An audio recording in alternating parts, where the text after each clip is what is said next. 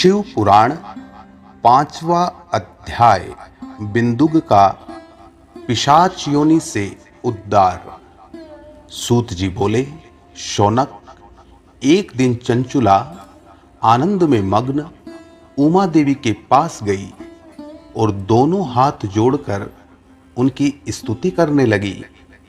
चंचुला बोली, हे गिरिराज नंदिनी, स्कंद माता उमा, आप सभी मनुष्यों एवं देवताओं द्वारा पूज्य तथा समस्त सुखों को देने वाली हैं। आप शंभु प्रिया हैं। आप ही सगुणा और निर्गुणा हैं।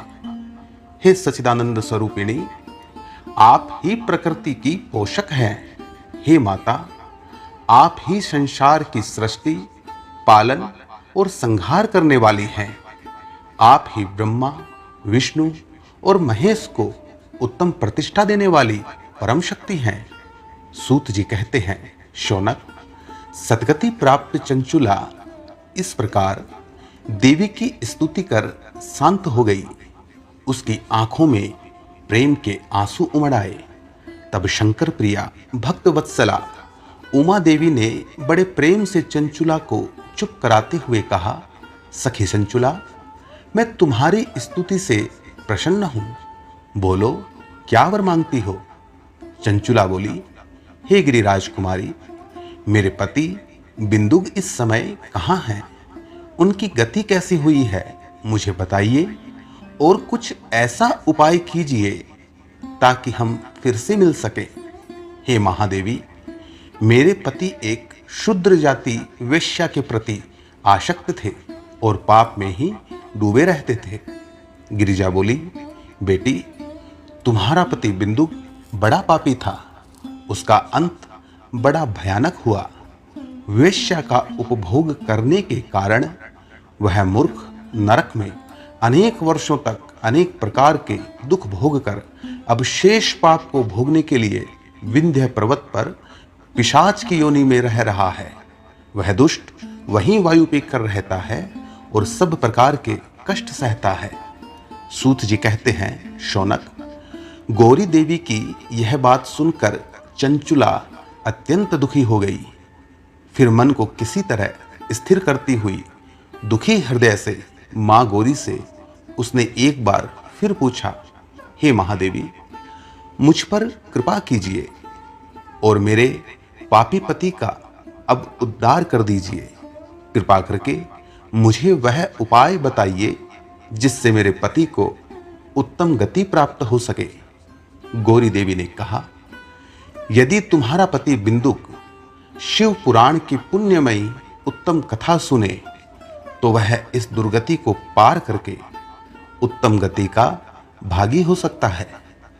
अमृत के समान मधुर गौरी देवी का यह वचन सुनकर चंचुला ने दोनों हाथ जोड़कर मस्तक झुकाकर उन्हें बारंबार प्रणाम किया तथा प्रार्थना की कि मेरे पति को शिव पुराण सुनाने की व्यवस्था कीजिए। ब्राह्मण पत्नी चंचुला के बार बार प्रार्थना करने पर शिवप्रिया गौरी देवी ने भगवान शिव की महिमा का गान करने वाले गंधर्वराज तुम्बरों को बुलाकर कहा, तुम्बरों, तुम्हारी भगवान शिव में प्रीति है। तुम मेरे मन की सभी बातें जानकर मेरे कार्यों को सिद्ध करते हो। तुम मेरी इस सखी के साथ विंध्य पर जाओ। वहां एक महाघोर और भयंकर पिशाच रहता है। पूर्व जन्म में वह पिशाच बिंदुक नामक ब्राह्मण मेरी इस सखी चंचुला का पति था। वह वेश्यागामी हो गया। उसने स्नान, संध्या आदि नित्य क्रम छोड़ दिए। क्रोध के कारण उसकी बुद्धि भ्रष्ट हो गई। दुर्जनों से उसकी मित्रता तथा सज्जनों से द्वेष बढ़ गया था। वह अस्त्र शस्त्र से हिंसा करता, लोगों को सताता, उनके घरों में आग लगा देता था। चांडालों से दोस्ती करता, वह रोज वेश्या के पास जाता था। पत्नी को त्याग कर दुष्ट लोगों से दोस्ती कर उन्हीं के संपर्क में रहता था। वह मृत्यु तक दुराचार में फंसा रहा। मृत्यु के बाद उसे पापियों के भोग स्थान यमपुर ले जाया गया। वहां घोर नरकों को सहकर इस समय वह विंध्य पर्वत पर पिशाच बनकर रह रहा है और पापों का फल भोग रहा है। तुम उसके सामने परम पुण्यमयी पापों का नाश करने वाली शिव पुराण की दिव्य कथा का प्रवचन करो। इस कथा को सुनने से उसका हृदय सभी पापों से मुक्त होकर शुद्ध हो जाएगा और वह प्रेत योनि से मुक्त हो जाएगा। दुर्गति से मुक्त होने पर बिंदुक नामक पिशाच को विमान पर बिठाकर तुम भगवान शिव के पास ले आना। सूत जी कहते हैं, शौनक, मां उमा का उपदेश पाकर गंधर्वराज तुम्बरो प्रसन्नता पूर्वक अपने भाग्य की सराहना करते हुए चंचुला को साथ लेकर विमान से पिशाच के निवास स्थान विंध्य पर्वत पर गया। वहां पहुंचकर उसने विकराल आकृति वाले पिशाच को देखा। उसका शरीर विशाल था, उसकी ठोड़ी बड़ी थी। वह कभी हंसता, कभी रोता और कभी उछलता था। महाबली तुम्बरों ने बिंदुक नामक पिशाच को पासों से बांध लिया। उसके पश्चात तुम्बरों ने शिव पुराण की कथा बांचने के लिए स्थान तलाश कर मंडप की रचना की।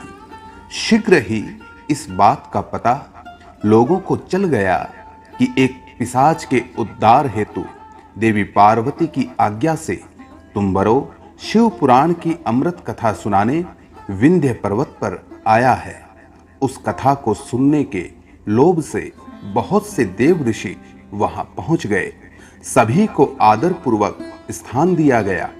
पिशाच बिंदुक को पाशों में बांधकर आसन पर बिठाया गया और तब तुम्बरों ने परम उत्तम शिव पुराण की अमृत कथा का गायन शुरू किया। उसने पहली विद्येश्वर संहिता से लेकर 7वीं वायु संहिता तक शिव पुराण की कथा का स्पष्ट वर्णन किया। सातों संहिताओं सहित शिव पुराण को सुनकर सभी श्रोता कृतार्थ हो गए। परम पुण्यमय शिव पुराण को सुनकर पिशाच सभी पापों से मुक्त हो गया और उसने पिशाच शरीर का त्याग कर दिया। शीघ्र ही उसका रूप दिव्य हो गया।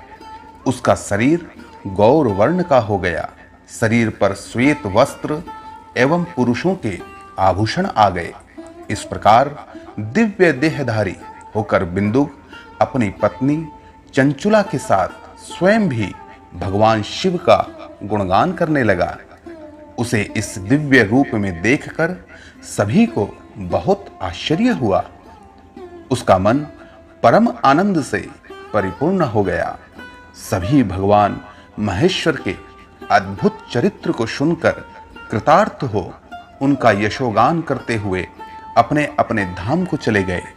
बिंदुक अपनी पत्नी चंचुला के साथ विमान में बैठकर शिवपुरी की ओर चल दिया। महेश्वर के गुणों का गायन करता हुआ बिंदुक अपनी पत्नी चंचुला व तुम्बरों के साथ शीघ्र ही शिवधाम पहुंच गया। भगवान शिव व देवी पार्वती ने उसे अपना पार्षद बना लिया। दोनों पति पत्नी सुखपूर्वक भगवान महेश्वर एवं देवी गौरी के चरणों में अविचल निवास करने लगे।